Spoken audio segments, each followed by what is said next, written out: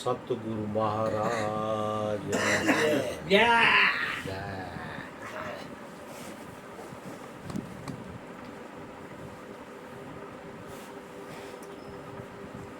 જુવાનીમાં ખુરશી હાથ બે. ના ના કાંઈ આમાં હેઠ જ મજા આવે. એ હું આવી જાઉં કાંઈ બી જાઉં. ના ના અહીંયા નથી દેવું તમે અહીંયા બરોબર બેઠા.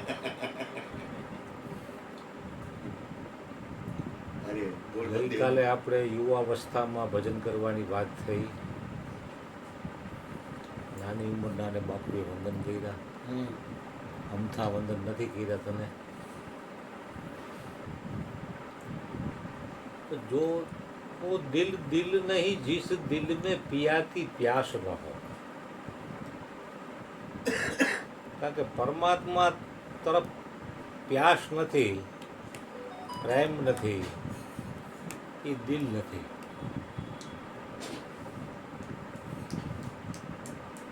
दिल रुबा में दिल की सुनाऊं यहाँ सुनने वाला कौन है. अरे बापा जहां मैं हक भर भर पिलाऊं यहाँ पीने वाला कौन है. અમે સીડી બનીને ઊભા રહ્યા પણ ચડનારા કોઈ નો મળ્યા. મહાપુરુષોએ આખા જીવન નીચોડી દીધા બીજાના કલ્યાણ માટે. તો એને ધાર્યું હતું એટલાનું કલ્યાણ ન કરી શક્યા. કારણ કે બધાયના માટે આ માર્ગ નથી. એટલે એક મોટો શેઠ ટ્રેનમાં મુસાફરી કરતો હતો. મુસાફરી હતી લાંબી. એક જગ્યાએ ટ્રેન ઊભી રહી. આના જેવડો એક છોકરો ગરીબ ઘરનો પાણીના પાઉચ વેચતો હતો. બારીથી બધે દે. શેઠ પાસે પૂછ્યો, શેઠ કે કેટલા પૈસા? તો કે એક પાઉચનો 1 રૂપિયો શેઠ. 50 પૈસામાં દેવું કે હતો અબજો બધી. 50 પૈસામાં દેવું હે. છોકરો કઈ બોલ્યો નહીં. જરાક આગળ ગયો. આગળ ગયો તો એક મહાત્મા મયુર બાપુ જેવા બેઠા હતા, દિલાવર માણા. કે ઓલા શેઠને 50 પૈસામાં નો આપ્યું ત્યારે કઈ જવાબ એ નો આપ્યો કે નથી પોહાતું આ તે કઈ. તો મને જવાબ દે તો કોઈ છોકરો મોન. તો એ કે તારી પાસે પાઉચ કેટલા? તો કે આટલા. કેટલા પૈસા થાય? આટલા. મહાત્મા કી હાલે લાઈ બધા. તારે વેચવાથી જ કામ છે ને, તારે આખી ટ્રેનમાં ફરવું ના કરતા હું લઈ લઉં. એ કે હવે તો કાકા જવાબ દે. તે ઓલા શેઠને આ કેમ આમ જવાબ ન દીધો? એ કે બાપજી એમાં એવું છે ને, તરસ જ નહોતી. તરસ હોય ને એ કોઈ દી પાણીના ભાવ પૂછે નહીં. શાબાશ વાહ ગોધિયા વાહ. આયો ઈ પૈસાનું નો પૂછે, ઈ લઈ જ તરસ જેને હોય કોઈ દી ભાવ પૂછે. એ કે બાપજી એમાં એમ હતું કે એ શેઠને તરસ જ નહોતી, મારે હું એની યાર મગજમારી કરવી. તરસ વગરના ઉપાય સત્સંગ ભજન ને ઉપદેશ એ કરીને કરવું હું. તરસ જ જેને નથી એની પાસે હું જ્ઞાનની વાતો કરી. વાહ વાહ. એમ જાય આમ તો મને વાલો ગોધ્યો. એટલે મહાપુરુષોએ સાખીમાં કીધું કે ઓ દિલ દિલ નહીં જીસ દિલ મેં પિયા કી પ્યાસ ન હો. વાહ ગોધનભાઈ. જેને પ્યાસ જ નથી પરમાત્માની એની પાસે હું વાત કરવી.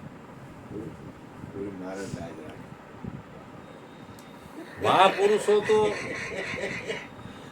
મહાપુરુષો તો એનો ખજાનો ઠલવવા તૈયાર જ છે.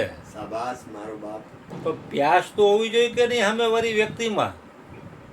એમને પથરાળ જમીનમાં બી નાખી દેવું કિંમતી.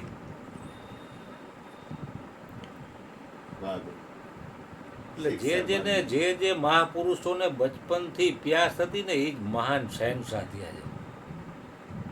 રેંજી ફેંજીનું આમાં કામ નથી. ભક્તિ કરે કોઈ સુરમાં જાતિ વરણ કુલ ખોય. એને જાતની કે વરણની કે કુલની કઈ પૈડી જ ન હોય. જે થવું એ થાય. એની ચિંતા કરવા વાળાથી ભક્તિ ન થાય. લાયગા ને ભાઈગાની બે હોય જેના મનમાં પાનબા એનાથી ભજન કે ભક્તિ થાય નહીં. તને કે મને જરાક તકલીફ હોય તો આપણે ન આવીએ. બાપુને કેટલી તકલીફ છે બેયને, તો બેઠા ને ધૂણી દેખાવીને 50 વર્ષ થયા. હરસની તકલીફો થઈ ગઈ તોય બેઠા છે. એને હું કઈ પૈસા બનાવી લેવાય? બનાવો તો કીધું ને આ પહેલા કોટ આખું એના નામનું થઈ ગયું. એટલે બચ્ચા ભજન કર મસ્ત જવાની મેં, ભજન કર મસ્ત જવાની મેં, બુઢાપા કિસને દેખા હૈ. સમજો બચ્ચા, ભજન કર મસ્ત જવાની મેં. બોલ ભાઈ બોલ. ભજન કર મસ્ત જવાની ભજન કર મસ્ત જવાની મેં, ભજન કર મસ્ત જવાની મેં, બુઢાપા કિસને દેખા હૈ. બુઢાપા કિસને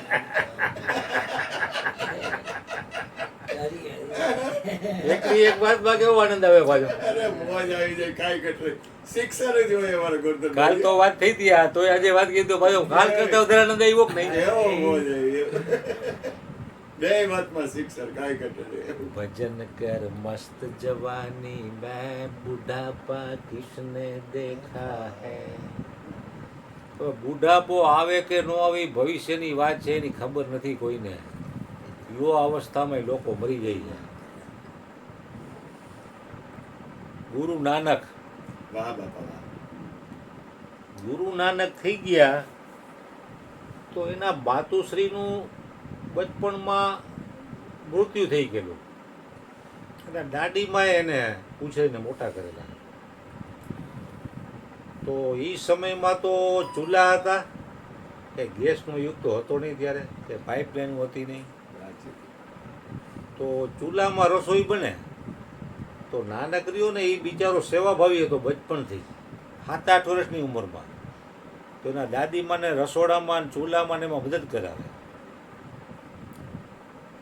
તો ચૂલામાં એના દાદીમાં પેલા પાતળા લાકડા નાખે. તો થોડુંક ઉપડે એટલે જાડા નાખે, પછી એથી જાજુ ઉપડે એટલે જાડા નાખે. તો એકવાર કાંઈ કામ સરી કે બેટા તું ચૂલો હરગાવતો, તો નાનકે ઉપાડ્યું જાડું ડગરા જેવું લાકડું. બાકસ ખાલી કરી નાખી, યારું હરગે જ નહીં. તો કે માં હળગતું નથી આ. તો કે આવડું મોટું લાકડું બેટા નો નાખાય આમાં. પેલા પાતળા લાકડા સળગાવાય, પછી ઈથી થોડાક જાડા, ઈથી થોડાક જાડા, ઈથી થોડાક જાડા, ત્યાં રસોઈ થાય.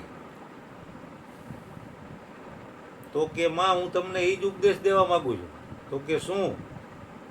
તો કે આ સંસારમાં પાતળા એટલે નાના નાના માણસો જ પહેલા મરી જાય. ભજન અત્યારથી જ કરવું જોઈએ. બાળકો નાના બાળકોને ભજન કરવું પડે. હા, બાળપણથી જ ભજન કરાય. એ કે તમારી ઉંમર આવડી 80-85 ની થઈ ગઈ કે 100 વર્ષ થઈ ગઈ, તો હું થોડો 100 વર્ષ જીવું કોઈ ગેરંટી કો આપે છે કોઈ?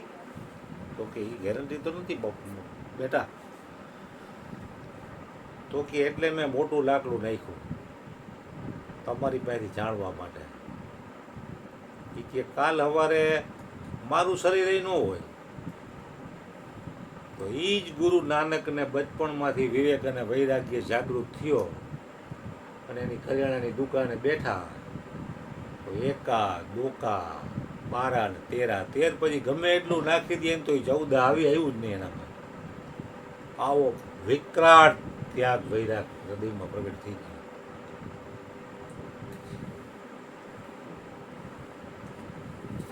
રાણે ગુરુ નાનક દેવ શહેનશાહ કહેવાય. હા સતનામ સતનામ વાહેગુરુ વાહેગુરુ વાહેગુરુ મોરી બાપુ કહે વાહેગુરુ વાહેગુરુ શહેનશાહ કહેવાય. વિશ્વનો સંસાર. પંજાબમાં બધા શીખ રહ્યા ને એ ગુરુ નાનકને વધારે માને. બધાય ગુરુ નાનક જ એના ભગવાન ગણો, જી ગણો. બોલે તો ખાલસા બોલે સોનિહાર. સત શ્રી અકાલ. પંજાબી લોકો છે ને ગુરુ નાનક સિવાય કોઈ માને નહીં.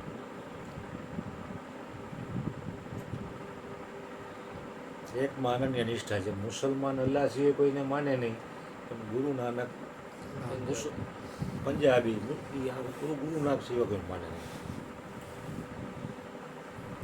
એટલે પરમાત્મા તો અજરા હજુર છે.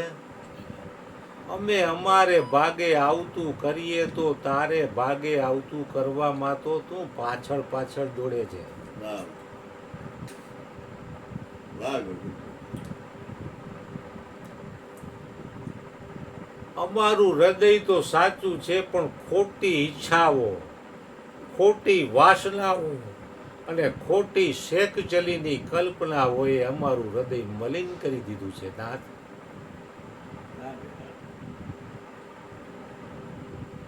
અમારા હૃદયમાં તારા સિવાય બીજા કોઈની સત્યત્વની મહોર ન લાગે. એક તું જ સત્ય છે, તું જ આનંદ સ્વરૂપ છે, તું જ જ્ઞાન સ્વરૂપ છે, તું જ પાવન સ્વરૂપ છે, તું જ મધુર સ્વરૂપ છે. તારું નામ પાવનથી પણ પાવન છે, તારું નામ મધુરથી પણ મધુર છે, તારું નામ મંગલથી પણ અધિક માંગલ્યકારી છે. વાહ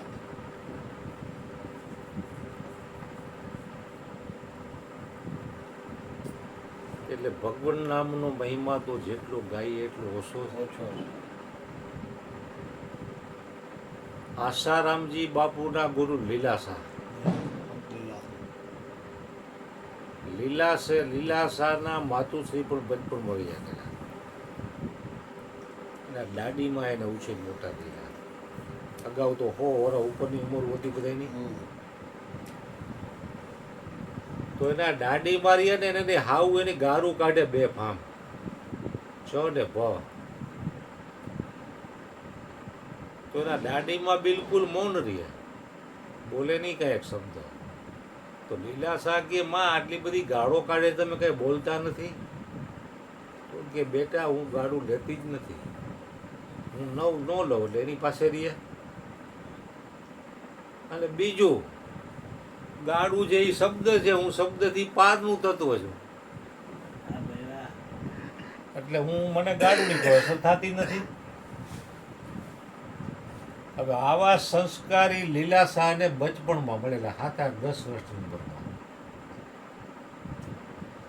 લીલાશાની ધીરે ધીરે ઉંમર વધતી ગઈ, મૂછનો દોરો મીંડો ફૂટવા. પેલા કાકા કે બેટા આપણો કરિયાણાનો વેપાર છે એ તું સંભાળે. હવે મારી ઉંમર થઈ, હવે હું પ્રભુ ભજન કરું, તું યુવાન થતો જાસ તો હવે મારો ધંધો તું સંભાળતો, મારે ભાર અડગો થાય. તો કે કાંઈ વાંધો નહીં કાકા. તો એના કાકાએ લીલાશાને મોકલા ગાડું લઈને. આજુબાજુમાં મોટું ગામ હોય ને ત્યાં બધી વસ્તુ મળે, નાના ગામડામાં કાંઈ ન હોય. એક દુકાનો એમાંથી બધું મળતું હોય. 200-500 માણાના ગામડા હોય, ખેતી આધારિત ગામ હોય બધા. લીલાશાને મોકલા એના કાકાએ ગાડું બળદ લઈ. એ કે હલે આ પૈસા અને લિસ્ટ કરી દીધું, આટલી ચીજોની આપણી દુકાનમાં જરૂર છે, તું લેતો. લીલારામ તો વહેલી સવાર નીકળ્યો, બપોર તો અહીંયા પહોંચ્યો ત્યાં થઈ ગયા. બપોર પછી જે કંઈ હટાણું કરવાનું હતું એ બધું કર્યું ને ગાડું ભરચક ભરી દીધું. કાચા રસ્તામાં લાઇટો તો હોય નહીં, દાતા તો તમે ગાડું હાંકી ન શકો, ખેતરમાં જાય સીધું, કૂવામાં ખાપ કે નક્કી નહીં કાંઈ. એટલે સવારે સૂર્યોદય થયો એટલે લીલારામ મોટું ધોઈ ચા પાણી પી નીકળી ગયા. તો એના ગામમાં હાજે પહોંચ્યા, સૂર્ય અસ્ત થયો ત્યાં. એટલે એના કાકાએ ડેલો ખોલ્યો, ગાડું ફળિયા એમ રાખી દીધું. કે સવારે બધી વસ્તુ દુકાનમાં બાકી ગોડાઉનમાં ગોઠવી દે, ગોળના ડબ્બા, તેલના, ઘીના, નાન તેમ કેટલું હતું. એટલે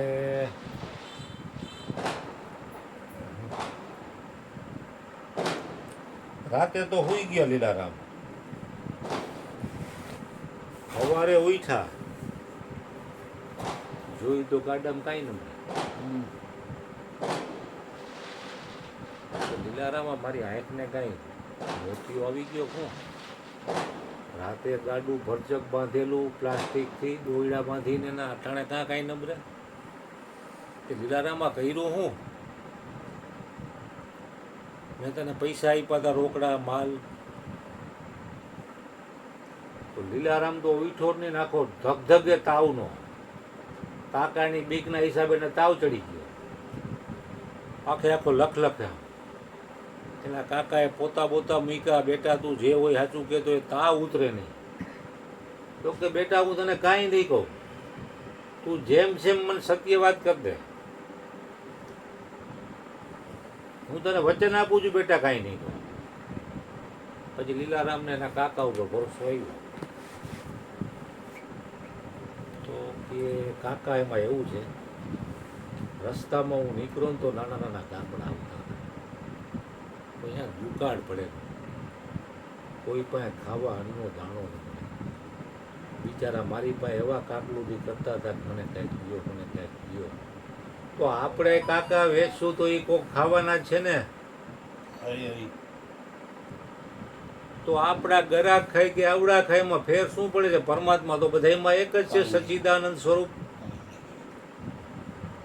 એ કે આ લોકો એટલા બધા મારી પાસે પીગળતા હતા ને મારું હૃદય પીગળી મને આંખમાં આંસુ આવી ગયા હું ભૂખો રહ્યો મેં આમાંથી એક દાણો ચાખ્યો નથી ચા પીને નીકળો એ મારા પૈસાની ચા પીને નીકળો અને મેં ગરીબોમાં છે ને જે કાંઈ હતું ને એ બધું લૂંટાવી દીધું એટલે પિતાશ્રી ગાડું તો ખાલી જોઈ ને તમે પૈસા આપ્યા તેનો મેં માલ લઈ લીધો અને રસ્તામાં દુકાળના કારણે ગરીબ માણસોમાં મેં વેચી દીધું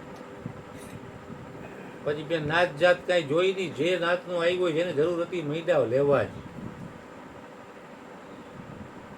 એટલે ગાડું આ રીતે ખાલી થયું એના કાકા કે કાંઈ વાંધો નહીં ગોડાઉન ખોલ્યું દુકાન ખોલી તો લીલારામ પાસે જેટલો માલ લખાયો હતો એ બધું દુકાન ને ગોડાઉનમાં કેવી પરમાત્માની કરુણા વરુણા કહેવાય વિચાર તો કરો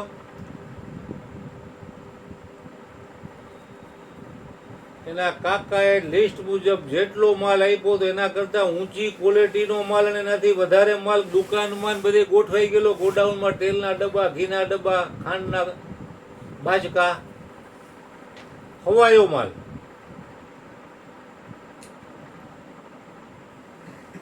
લીલા શાહ બાપુ કી હવે કાકા મારે આ દુકાન ઉભાડવી નથી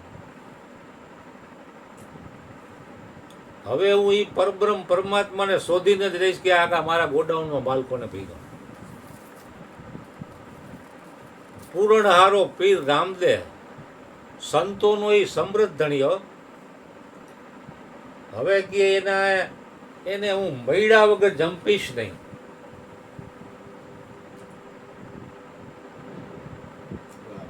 પહેરે કપડે નીકળી ગયા લીલા 10-12 વર્ષની અંદર માતા પિતાને દંડવત પ્રણામ કરીને કે તમે મને આશીર્વાદ આપો કે હું જે કાર્ય માટે નીકળું છું એમાં સફળ થાઉં માતા પિતાને એમ કહ્યું કે આવો 12 વર્ષનો બાળક આપણને 80-90 થયા તો આપણને હુઈજો નહીં અને આને આ હુઈજું તો આપણે એને આશીર્વાદ આપી અને પ્રેમથી રવાના કરવું જોઈએ એના આશીર્વાદ લઈને નીકળો નીકળતા 4 ધામ ફર્યો એમ માનો ને આખા ભારતનું ભ્રમણ કરી લીધું ગંગા કિનારે જેટલા સંતો મહાપુરુષો હતા બધાની મુલાકાત કરી બધાનો સત્સંગનો લાભ લીધો એમ કરતા એનું નૈનીતાલમાં મન ઠર્યું નૈનીતાલના ગીચ જંગલોમાં જઈને બેઠા અને ઓલા હિંસક પ્રાણીઓનો અને કોઈ પણ પ્રકારનો ભય ન અગર આવડું પાડે ત્રાણ પાડે તો રહી ગઈ અહીંયા રહ્યો અને અંદરથી એને ખોજ હતી પરમાત્મા તત્વની કે આ વિશ્વની અંતા જે પૂરણહારો પીર રામદેવ છે બધાયનું જે પૂરું પાડે છે એને હું મળીને જ જંપીશ આવો દઢ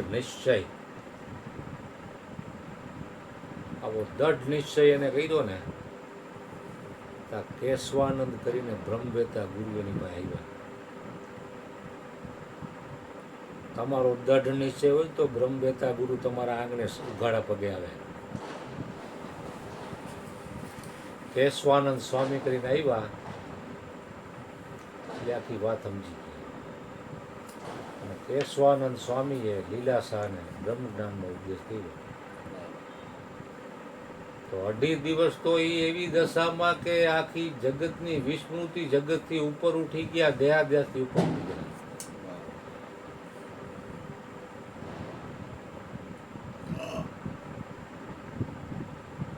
લીલાશાહ બાપુનો આજે પણ નૈનીતાલમાં આશ્રમ છે. એટલે શિષ્યો અહીંયા સંભાળે. પછી એને આસારામ બાપુનો ભેટો થયો. શિષ્યો એના ઘણા હતા. આસારામ બાપુ એની ઘણી, લીલાશાહ બાપુએ ગુરુએ ચેલાની કસોટી ઘણી કરી. આસારામ બાપુ પણ ભિક્ષા મગાવતા. કે તારે એક રોટલી જ ખાવાની. તો કે બાપુ મને ભૂખ લાગે છે. તો કે તું હજી રજોગુણથી ઉપર ઉઠો છે. સત્વગુણ ને તમોગુણ બેયથી ઉપર ઉઠે છે ત્યારે તને 3 રોટલી મળશે. ભીખ માગી આવવાની ને બધા ચેલા ને ગુરુ ખાય, ઓલાને એક જ રોટલી ખાવાની. આવો કડક નિયમ. તો તમામ પ્રકારની કસોટીમાંથી આસારામ બાપુ પાસ થયા.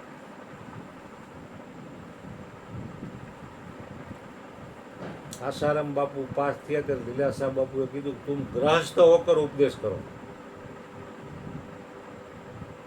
તું ગ્રહસ્થ થઈશ ને તો ગ્રહસ્થીઓને તારી વાત ગળે ઉતરશે.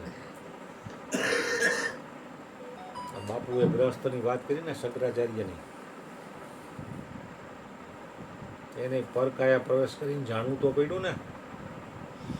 ગ્રહસ્થ ધર્મ શ્રેષ્ઠ જ છે, નાખી દીધા જેવો નથી.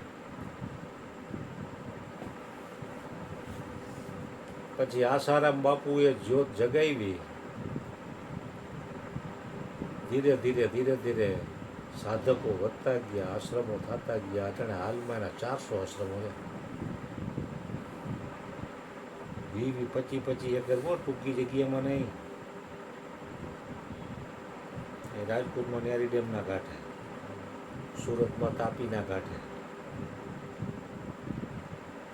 અમદાવાદમાં એનો આશ્રમ છે, ગાંધી બાપુના આશ્રમની બાજુ સાબરમતી જો.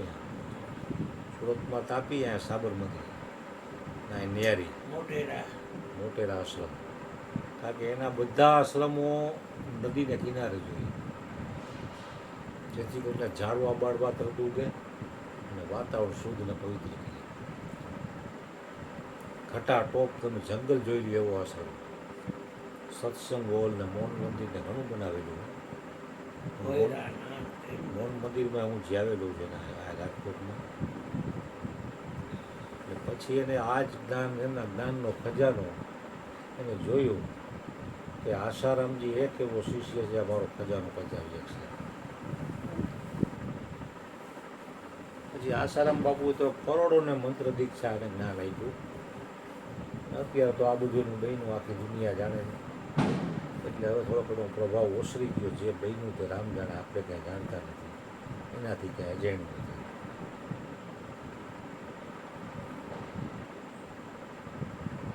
તો બચપણમાં ભજન કરે એ જ એનામાં જ આવો વિવેક ને વૈરાગ્ય ઉત્પન્ન થાય ને એ જ વિશ્વનો શહેનશાહ બને. ચાલુ વ્યક્તિનું આ કામ નથી. ભક્તિ મહાપુરુષના કામ નહીં.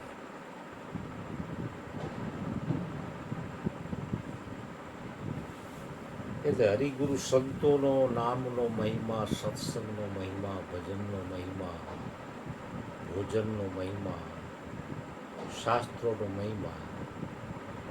કારણ કે આ બધી વસ્તુ શાસ્ત્રોથી ઉપરની વાત છે. સત્સંગ જે તમામ શાસ્ત્રોનો સાર છે. જેમ દૂધનો સાર ઘી છે, ઘી છે એ તરત કોડિયામાં કોઈને વાઈટ હળગાવડો પ્રકાશ કરે. દૂધ આખું કેન ભર્યું હોય તો પ્રકાશ થાય. એવી રીતે મહાપુરુષોએ પોતાના જીવન નીચોવી અને તમામ શાસ્ત્રોનો સાર તમને વણમેઘે આપી દીધો. આપણે ખાલી ઈ માર્ગે હાલવાનું છે ને પચાવવાનો છે તોય આપણાથી નથી શકતું.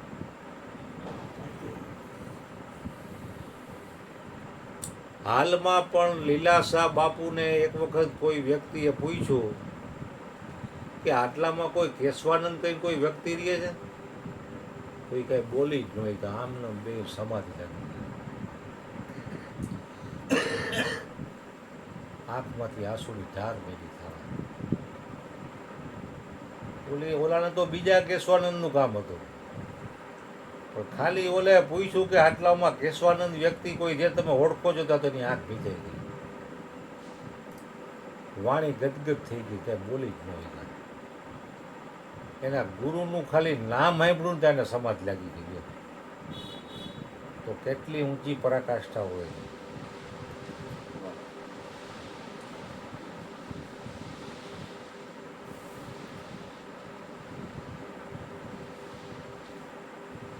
એટલે સદગુરુ શ્રી અર્જુન બાપાને હૃદયથી પ્રાર્થના કરીએ આપણે